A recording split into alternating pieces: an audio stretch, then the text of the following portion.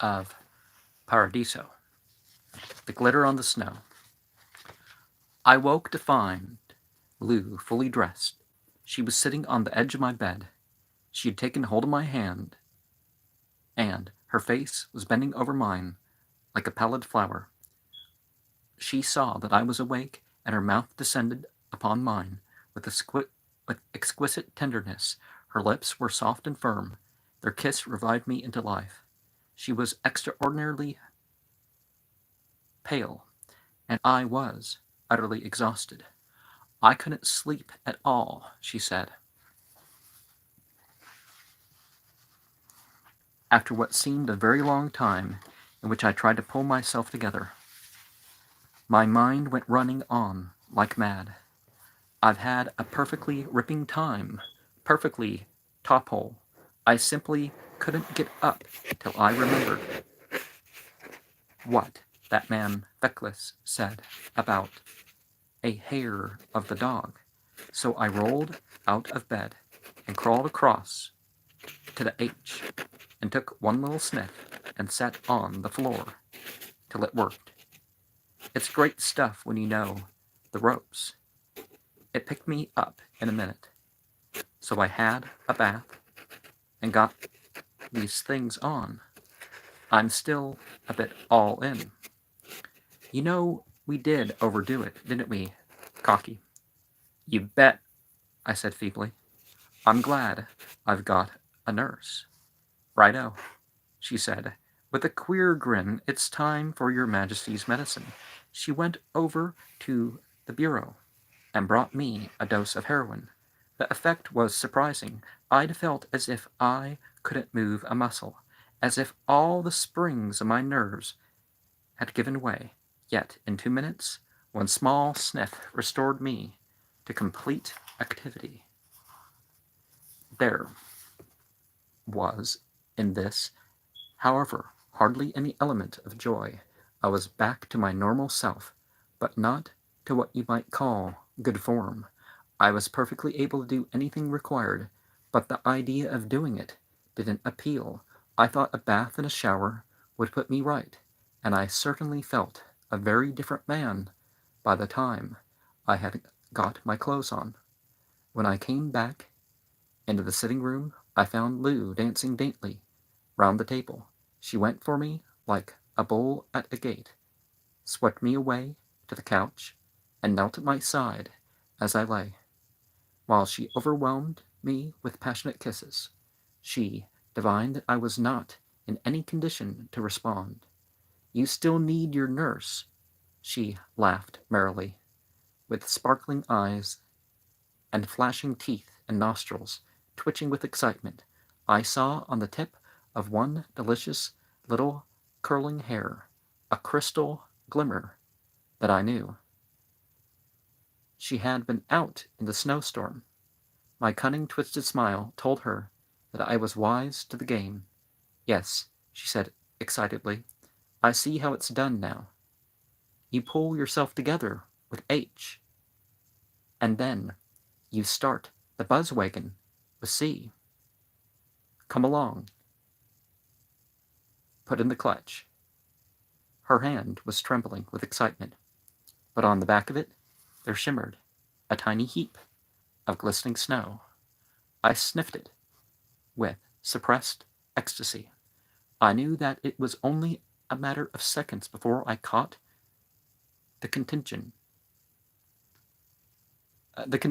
of her crazy and sublime intoxication. Who was it that said you had only to put salt on the tail of a bird, and then you couldn't catch it? Probably that fellow thought that he knew all about it, but he got the whole thing wrong. What you have to do is to get snow up your own nose, and then you can catch the bird all right. What did Mater Link know about that silly old bluebird? Happiness lies within oneself, and the way to dig it out his cocaine. But don't you go and forget what I hope you won't mind my calling ordinary prudence. Use a little common sense, use precaution, exercise good judgment, however hungry you may happen to be. You don't want to eat a dozen oxen en brochette.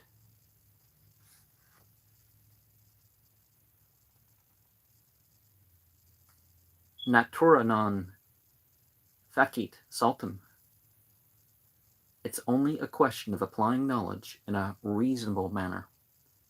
We had found out how to work the machine, and there was no reason in the world why we shouldn't fly from here to Kalamazoo, so I took 3 quite small sniffs at reasonable intervals, and I was on the job once more.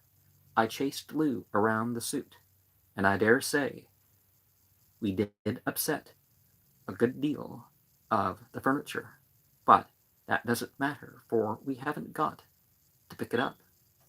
The important thing was that I caught Lou, and by we found ourselves completely out of breath. And then, confound it, just when I wanted a quiet pipe before lunch, the telephone rang, and the porter wanted to know if we were at home, to Mr. Elgin Feckless. Well, I told you before that I didn't care for the man so much as that. As Stevenson observes, if he were the only tie that bound one to home, I think most of us would vote for foreign travel. But he'd played the game pretty straight last night, and hang it, one couldn't do less than invite the fellow to lunch. He might have a few more tips about the technique of this business anyhow. I'm not one of those cocksure fellows that imagines when they have one little scrap of knowledge that they have drained the fount of wisdom dry. So I said, ask him to be good enough to come up, by all means. Lou flew to the other room to fix her hair and her face and all those things that women always seem to be having to fix. And up comes Mr. Feckless with the most perfect manner that I've ever observed in any human being, and a string of kind inquiries and apologies on the tip of his tongue. He said he wouldn't have bothered us by calling at all so soon after the case of indiscretion.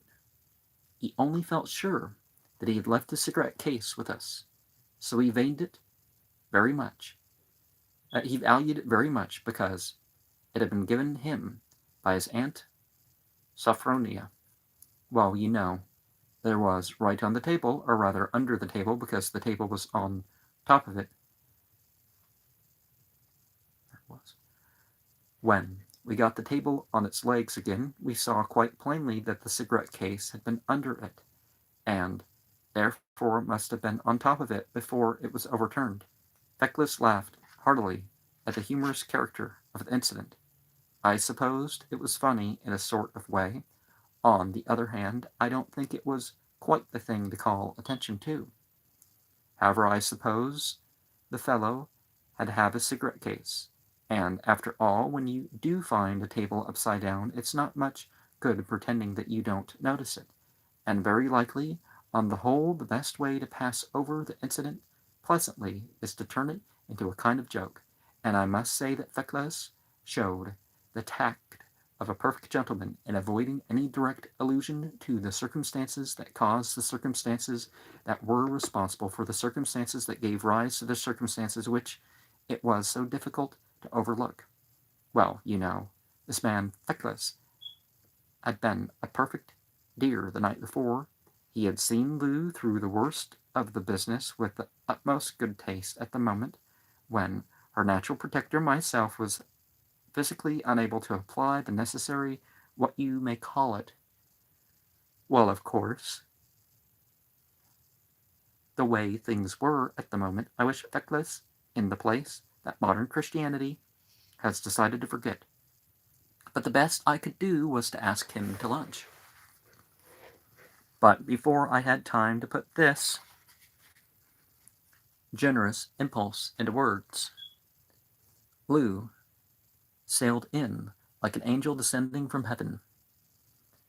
She went straight up to Feckless, and she positively kissed him before my eyes and begged him to stay and have lunch. She positively took the words out of my mouth, but I must admit that I wanted to be alone with Lou, not only then but forever, and I was most consumedly glad when I heard Feckless say, "Why, really, that's too kind of you, Lady Pendragon, and I hope you repeat the invitation some other time, some other day, but I've got to lunch with two birds from the burse. We have a tremendous deal coming off. Sir Peter's got more money already than he knows what to do with, otherwise I'd be only too glad to let him in on the res de chaussee. Well, you know, that's all right about my being a millionaire and all that. It's one thing being a single man running around London perfectly happy with a shilling cigar and a stall at the Victoria Palace, and it's quite another being on a honeymoon with a girl whom her most intimate friends call Unlimited Lou. Feckless did not know that I had spent more than a third of my annual income in a fortnight, but of course I couldn't tell the man how I was situated. We Pendragons are a pretty proud lot, especially since Sir Thomas Malory gave us that write-up in the time of Henry the Eighth. We've always been a bit above ourselves. That's where my poor old dad went gaga. However, the only thing to do was to beg the man to finish the date in the near future to fight Pillard to a finish. I think Pillard is the best restaurant in Paris, don't you? So, out comes a little red pocketbook, and there is Mr. Feckless biting his pencil between his lips, and then cocking his head, first on one side, then on another. "Confound Paris," he said at last. "A man simply swept away by social engagements. I haven't a thing for a week." And Aleister Crowley's Book of the Law is usually printed in a little red book, isn't it? At least that's what I see in the OTO lodges. And just then the telephone rang. Lou did a two-step across the instrument. "Oh, it's for you, Mr. Feckless," she said. "However did anyone know you were here?" He gave this funny little laugh. "It's just what I've been telling you, Lady Pendragon," he said as he walked over to the receiver. "I'm a very much wanted man. Everyone seems to want me but the police," he giggled. "And they may get on to me any minute now. The Lord knows." He became suddenly serious as he talked on the phone. "Oh, yes," he said to the caller. "Very annoying indeed. What's that? 4 o'clock? All right. I'll be around." He hung up. He came back to us, radiant, holding out his hands. "My dear friends," he said, "this is a special providence, nothing less. A lunch is off. If your invitation holds, I shall be the happiest man in Europe." Well, of course, there couldn't be two men like that in Europe. I was infernally bored, but there was nothing to do except to express the wildest joy. It didn't add to my pleasure to see that Lou was really pleased. She broke out into a swift sonata. "Let's lunch up here," she said. "It's more in time. I hate feeding in public. I want to dance between the courses." She rang down for the head waiter while I gave Feckless a cigarette, lamenting my lack of forethought in not having insinuated a charge of trinitro toluol amid the tobacco. Lou had a passionate controversy with the head waiter, She won on points at the end of the 6th round. Half an hour later, we started the grey caviar. I don't know why everyone has to rejoice on grey caviar, but it's no use trying to interfere with the course of civilization. I ate it, and if I were in similar circumstances tomorrow, I would do it again. In the immortal words of Browning, Ulide de Armia, I do not repent. Beside which, this was no ordinary lunch. It was big with the future. It was an unqualified success from the start. We were all in our best form. Feckless talked freely and irresponsibly, with the lightness of champagne. He talked about himself and his amazing luck in financial matters, but he never stayed long enough on any subject to make a definite impression, or, you might say, to allow of a reply. He interspersed his remarks with the liveliest anecdotes, and apologized towards the end of the meal for having been preoccupied with the deal which he had on the moment. I'm afraid it's literally obsessing me, he said, but you know it makes, or rather will make, a big difference to my prospects. Unfortunately, I'm not a millionaire like you, old thing. I've been doing very well, but somehow it's gone as easy as it came. But I've scrapped up 20,000 of the best to buy an eighth share in this oil proposition that I told you about. No, put in Lou, you didn't tell us what it was. I made sure I had, he laughed back. I've got it fairly on the brain, especially since that lunch was put off. I need another 5 thou, you see, and I was going to dig it out of those birds. The only difficulty was that I can't exactly borrow it on my face, can I? And I don't want to let those birds into the know. They'd simply snap the whole thing up for themselves. By the way, that reminds me of a very good thing I heard of the other day. And he rattled off an amusing story which had no connection with what he had been saying before. I didn't listen to what it was. My brain was working very fast with the champagne on top of the other things. His talk had brought to my mind that I should have to wire for another 1,000 today or tomorrow. I was aware of a violent subconscious irritation. The man's talk had dealt so airily with millions that I couldn't help recognizing that I was a very poor man. Indeed, by modern standards, 5 or 6,000 a year, and perhaps another 1,500 from the rents of the Barley Grange estate, and that infernal income tax, and so on. I was really a little better than a pauper, and there was Lou to be considered. I had always thought jewelry vulgar, a signet ring and a tie pin for a man, for a woman a few trinkets, very quiet, in good taste. That was the limit. But Lou was absolutely different. She could wear any amount of the stuff and carry it off superbly. I had bought her a pair of earrings in Cartier's yesterday afternoon, 3 diamonds in a string, the pendant being a wonderful pear-shaped blue-white, and as she ate and drank and talked, they waggled behind the angle of her jaw in the most deliciously fascinating way, and it didn't vulgarize her at all. I realized that, as a married man, it was my duty to buy her that string of pearls with the big black pearl as a pendant, and there was that Cabochon emerald ring. How madly that would go with her hair. And then, of course, when we got back to England, she must be presented at court, but not but what we Pendragons don't feel it a little humiliating. That meant a tiara, of course, And then, you know what dressmakers are. There's simply no end to the things that a civilized man has to have when he's married.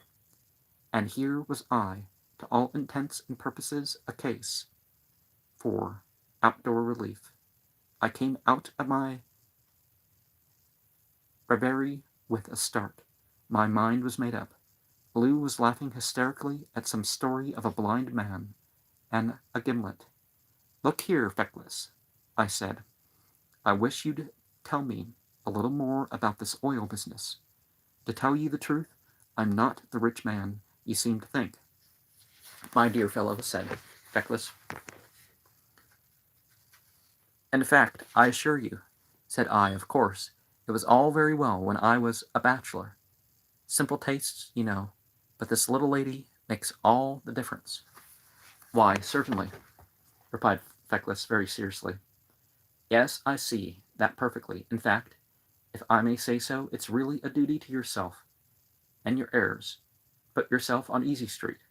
But money's been frightfully tight since the war, as you know. What with the collapse in the foreign exchanges, the decrease in the purchasing power of money, and the world's gold all locked up in Washington, things are pretty awkward. But then, you know, it's just that sort of situation which provides opportunities to man with real brains. Victorian prosperity made us all rich without our knowing anything about it, or doing anything for it. Yes, I admitted, the gift edges seem to have come off the gingerbread securities. Well, look here, Pendragon, he said, pulling his chair half round so as to face me squarely, and making his points by tapping his corona on a plate. The future lies with just two things as far as big money's concerned. One's oil, and the other is cotton. Now, I don't know a thing about cotton, but I'll give any sperm whale that ever blew 4,000 points and 12,000 up about oil, and you can lay your shirt on the challenger." "Yes, I see that," I replied brightly. "Of course, I don't know the first thing about finance, but what you say is absolutely common sense, and I've got a sort of flair for these things, I believe." "Why, it's very curious you should say that," returned Feckless, as in great surprise. "I was thinking the same thing myself. We know you've got plunk, and that's the first essential in any game, and making money is the greatest game there is. But beside that, I've got a hunch that you've got the right kind of brain for this business. You're as shrewd as they make 'em, and you've got a good imagination. I don't mean the wild fancies that you find at a crank, but a good, wholesome, sound imagination. In the ordinary way, I should have been embarrassed by so direct a compliment from a man who was so evidently in the know, a man who was holding his own with the brightest minds all over the world. But in my present mood, I took it as perfectly natural. Lou laughed in my ear. "That's right, Cocky, dear," she chirped. "This is where you go right in and win. I've really got to have those pearls, you know." "She's quite right," agreed Feckless. "When you're through with this honeymoon, come round with me, and we'll take our coats off and get into the game for all we're worth, and a bit more. And when we come out, we'll have J.D. Rockefeller as flat as a pancake." "Well," said I, "no time like the present. I don't want to butt in, but if I could be any use to you about this deal of yours." Feckless shook his head. "No," he said, "this isn't the sort of thing at all. I'm putting my last bob into the deal, but it's a risky business at the best, and I wouldn't take a chance on your dropping 5 thou on the very first bet. Of course, it's a rather good deal, a rather good thing if it comes off." "Let's have the deals, dear boy," I said, trying to feel like a businessman, bred in the bone. "The things itself is simple enough. said Feckless. It's just a case of taking up an option on some wells at a place called Sitka. They used to be all right before the war, but in my opinion, they were never properly developed. They haven't been worked ever since, and it might take all sorts of money to put them on the map again. But that's the smaller point.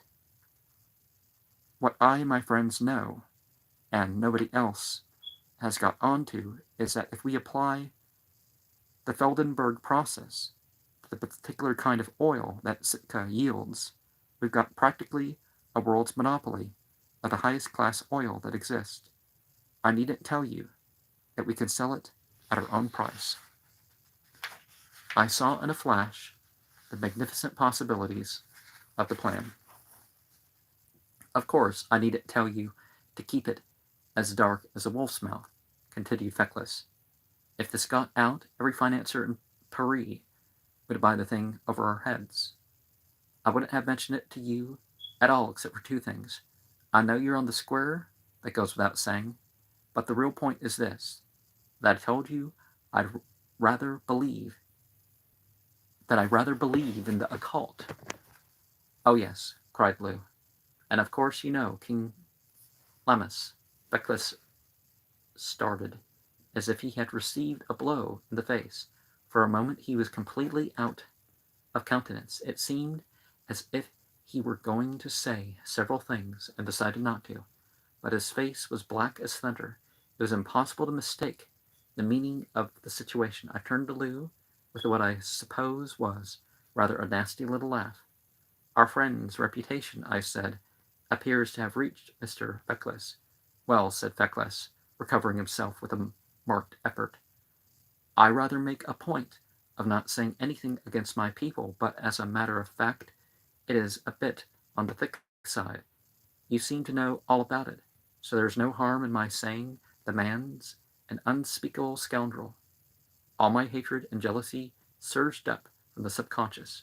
I felt that if Lemmus had been there, I would have shot him like a dog on sight. My old schoolfellow skated away from the obnoxious topic.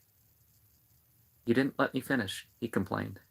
I was going to say that I have no particular talent for finance and that sort of thing in the ordinary way, but I have an intuition that never lets me down, like the demon of Socrates. You remember, eh? I nodded.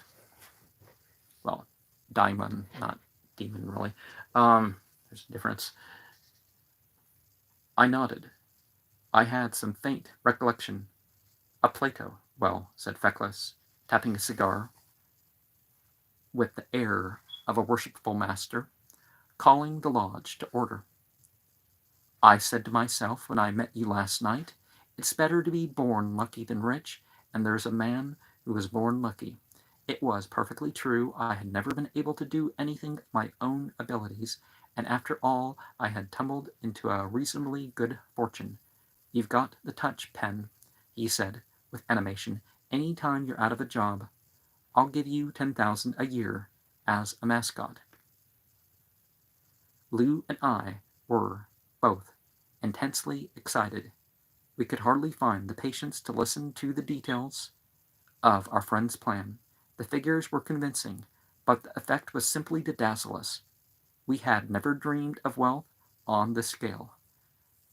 I got the vision for the first time in my life of the power that wealth confers, and I realized equally for the first time how vast were my real ambitions. The man was right, too, clearly enough, about my being lucky. My luck in the war had been prodigious. Then there was the inheritance, and Lou on the top of that. And here I'd met old Feckless by a piece of absolute chance. And there was the brilliant investment. That was the word. He was carefully to point out that it was not a speculation, strictly speaking, absolutely waiting for me. We were so overjoyed that we could hardly grasp the particular details. The amount required was £4,950. Of course, there was no difficulty in getting a trifle like that, but, as I told Feckless, it would mean my selling out some beastly stock or something which might take 2 or 3 days. There was no time to lose, because the option would lapse if it weren't taken up within the week, and it was now Wednesday. However, Feckless helped me to draft a wire to Wolf to explain the urgency, and Feckless was to call on Saturday at 9 o'clock with the papers. Meanwhile, of course, he wouldn't let me down, but at the same time, he couldn't risk putting off the coup of his life in case there was a hitch, so that he would get a move on and see if he couldn't raise 5,000 on his own somewhere else, in which case he'd let me have some of his own stock anyways. He wanted me in the deal, if it was only for a sovereign, simply because of my luck. So off he ran in a great hurry. Lou and I got a car and spent the afternoon in the Bois de Boulogne. It seemed as if the cocaine had taken hold of us with new force, or else it was the addition of the heroin. We were living at the same terrific speed as on that first wild. Intensity was even more extraordinary, but we were not being carried away by it. In one sense, each hour lasted a fraction of a second, and yet in another sense, every second lasted a lifetime. We were able to appreciate the minutest details of life to the full. I want to explain this very thoroughly. William the Conqueror, 1066 of the Vulgar Era. William Rufus, 1087 of the Vulgar Era. Aren't these saints in the Gnostic Mass? Mentioned thereof. One can sum up the whole period of the reign of the Duke of Normandy in a phrase. At the same time, an historian who made a special study of that part of English history might be able to write 10 volumes of details, and he might, in a sense, have both aspects of his knowledge present to his mind at the same moment. We were in a similar condition. The hours flashed by like so many streaks of lightning, yet each discharge illuminated every detail of the landscape. We could grasp everything at once. It was as if we had acquired a totally new mental faculty, as superior to the normal course of thought as the all-comprehending brain of a great man of science is to that of a savage. Though the two men are both looking with the same optical instruments at the same black beetle, it is impossible to convey to any one who has not experienced it the overwhelming rapture of this condition. Another extraordinary feature of the situation was this, that we seemed to be endowed with what I must call the power of telepathy, for want of a better word. We didn't need to explain ourselves to each other. Our minds worked together like those of two first-class three-quarters who are accustomed to play together. Part of the enjoyment, moreover, came from the knowledge that we were infinitely superior to anything we might happen to meet. The mere fact that we had so much more time to think than other people assured us of this. We were like a leash of greyhounds, and the rest of the world so many hares. But the disproportion of speed was immensely increased. It was the airman against the wakener. We went to bed early that night. We had already got a little tired at Paris. The pace was too slow for us. It was rather like sitting at a Wagner opera. There were some thrilling moments, of course, but most of the time we were bored with the long and monotonous passages, like the dialogue between Wotan and Erde. We wanted to be by ourselves. No one else could keep up with the rush. The differences between sleep and waking again was diminished, no, almost abolished. The period of sleep was simply like a brief distraction of attention, and even our dreams continued the exaltation of our love. The importance of any incident was negligible. In the ordinary way, one's actions are, to a certain extent, inhibited. As the phrase goes, one thinks twice before doing so and so. We weren't thinking twice anymore. Desire was transformed into action without the slightest check. Fatigue, too, had been completely banished. We woke the next morning with the sun. We stood on the balcony in our dressing gowns and watched him rise. We felt ourselves one with him, as fresh as and as fervent as he. Inexhaustible energy. We danced and sang through breathless. We had a phase of babbling, both of talking at once, at the top of our voices, making plans for the day, each one, as it bubbled in our brains, the source of ecstatic excitement and inextinguishable laughter. We had just decided to spend the morning shopping when a card was brought up to the room. I had a momentary amazement when I read that our visitor was the confidential clerk of Mr. Wolfe. Oh, brother, the fellow. Oh, bother the fellow, said I, and then remembered my telegram of the day before. I had a swift pang of alarm. Could something be wrong? But the cocaine assured me that everything was all right. I'll have to see the fellow, I suppose, I said, and told the hall boy to send him upstairs. Don't let him keep you long, said Lou, with a petulant pout, and ran into the bedroom after a swift embrace so violent that it disarranged my new charbet necktie. The man came up. I was a little bored by the gravity of his manner, and rather disgusted by its solemn deference. Of course, one likes being treated as a kind of toy emperor in a way, but that sort of thing doesn't go with Paris. Still less does it go with cocaine. It annoyed me that this fellow was so obviously ill at ease, also that he was so obviously proud of himself for having been sent to Paris on important business with a real live knight. If there's one thing flying teaches one more than another, it is to hate snobbery. Even the garter becomes imperceptible when one is flying above the clouds. I couldn't possibly talk to a man until he was a little more human. I made him sit down and have a drink and cigarette before I would let him tell me his business. Of course, everything was perfectly in order. The point was simply this, that the £6,000 wasn't immediately available, so, as I needed it urgently, it was necessary for me to sign certain papers which Mr. Wolfe had drawn up at once, on receipt of my wire. And it would be better to have it done at the consulate. Why, of course. Get a taxi, I said, and I'll be down in a minute. He went downstairs. I ran to Lou and told her that I had to go to the consul on business. I'd be back in an hour, and we could do our shopping. We took a big sniff of snow and kissed goodbye as if I were starting on a 3 years expedition to the South Pole. Then I caught up my hat, gloves, and cane, and found my young man at the door. The drink and the air of Paris had given him a sense of his own dignity.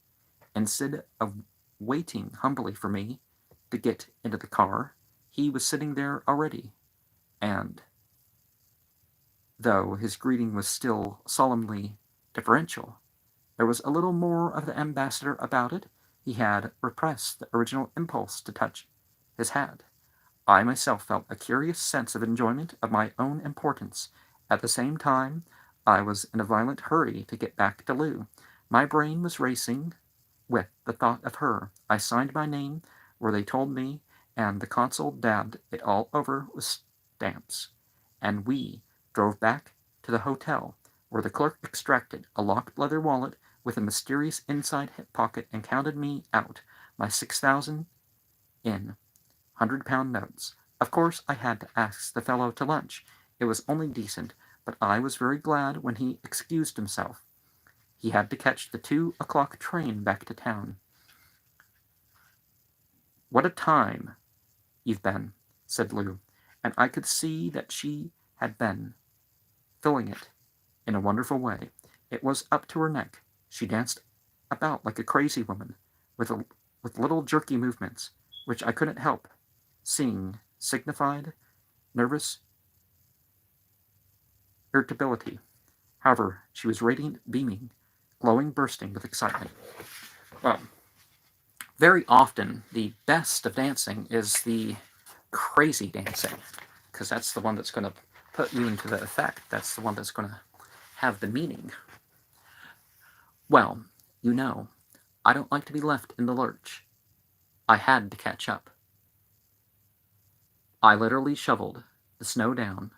I ought to have been paid a shilling an hour by the county council. The world is full of injustice. However, we certainly didn't have any time to have questions asked in Parliament. There was Lou, almost in tears because she had nothing to wear, practically no jewelry. The whole idea of being a knight is that when you see a wrong, it is your duty to right it. Fortunately, there was no difficulty at the present moment. All we had to do was to drive down to the Rue de la Paix.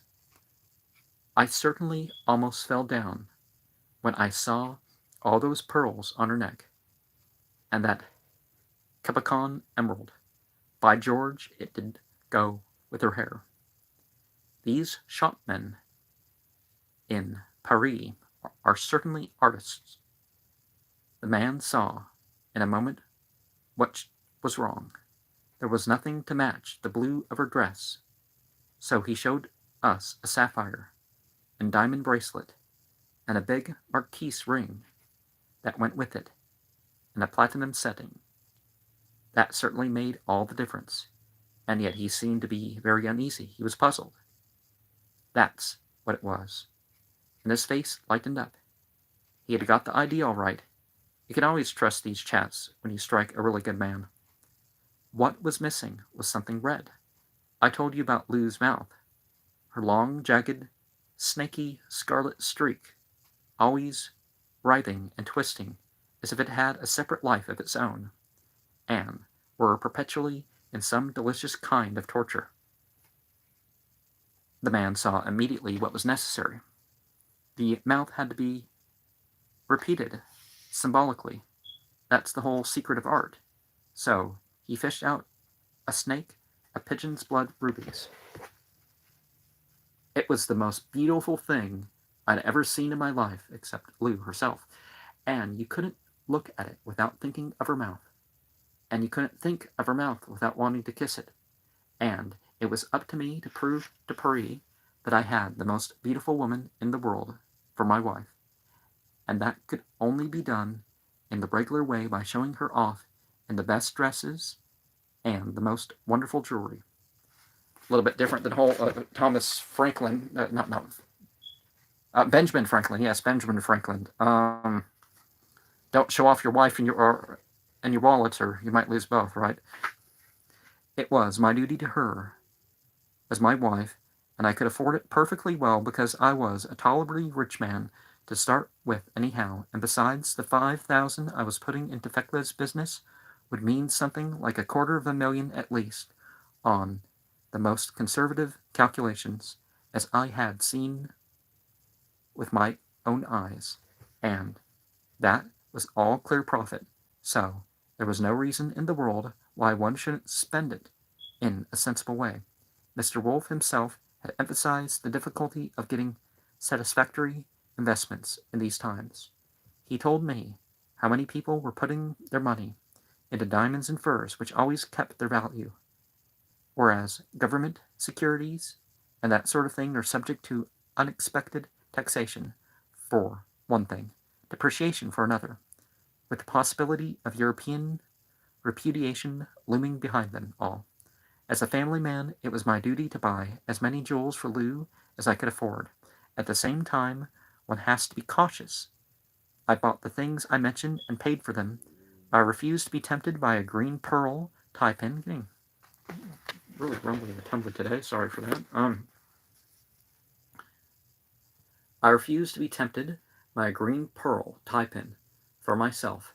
although I should have liked to have it had, because it would have reminded me of Lou's eyes every time I put it on, but it was really rather expensive.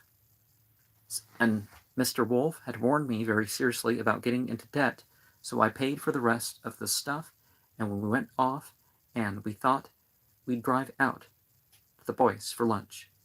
And then we took some more snow in the taxi, and Lou began to cry because I had bought nothing for myself. So we took some more snow. We had plenty of time. Nobody lunches before 2 o'clock. We went straight back into the shop and bought the green pearl. And that got Lou so excited that the taxi was like an airplane. If anything, more so. It's stupid to hang back. If you start to do a thing, you'd much better do it. What's that fellow say? I do not set my life at a pin's fee. That's the right spirit. Unhand me, gentlemen. I'll make a ghost of him. That lets me. That's the Pendragon spirit. And that's the Flying Man spirit. Get to the top and stay at the top. And shoot the other man down. Well, I'm not recommending violence by that, by the way. And let me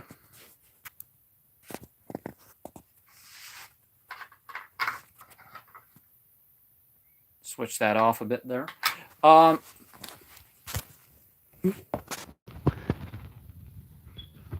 But spend based on what you have. Getting in debt is a horrible thing, especially when it goes to interest. Well, I guess the programs I recorded today weren't on the same thing. Continuing the account for Tuesday, the 19th of May, 2009.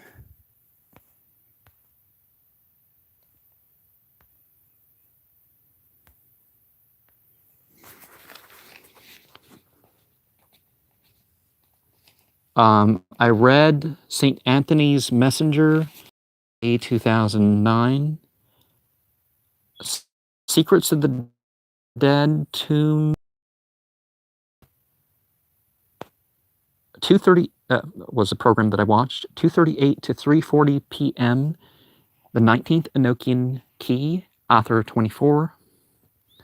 I listened to Ansara Asharia. Questions about prayer, Imam Abu Hamza, London, something. Sleep Sea on Abdul-Bari, Surah 10. I read The Holy Land Review, Volume 2, Number 2, Spring 2009. I watched Secrets of the Dead, The Tomb of Jesus, Awakening the Heart, Pirzaya Anayat Khan, Sufism's Contribution to Planetary Culture, Enochian Key 19, Ather 21, 2:16 to 2:25 p.m. An amber scent offering representing peace of mind. Discoursed on the secret technique behind the secret with the next door neighbor. Thursday the 21st, I watched Secrets of the Dead, Tomb of Jesus, Pirzia Anayat Khan, Sufism's, till I figure I'm going to learn what I'm going to learn from him. This is before the age of YouTube, and I could just watch a different video every day, without, purchasing. Kin Key 19, Ather 19, 6:53 to 7:32 p.m. Friday the 22nd. I watched The Indigo Revolution, Pirzia Anayat Khan, Sufism's Contribution to Planetary Culture, interview of Doreen Virtue, Gary Sukov, Ali, Donald Wash, Phil Gruber, and James Thyman. I don't know what's that's. Oh, the Indigo Children video or something.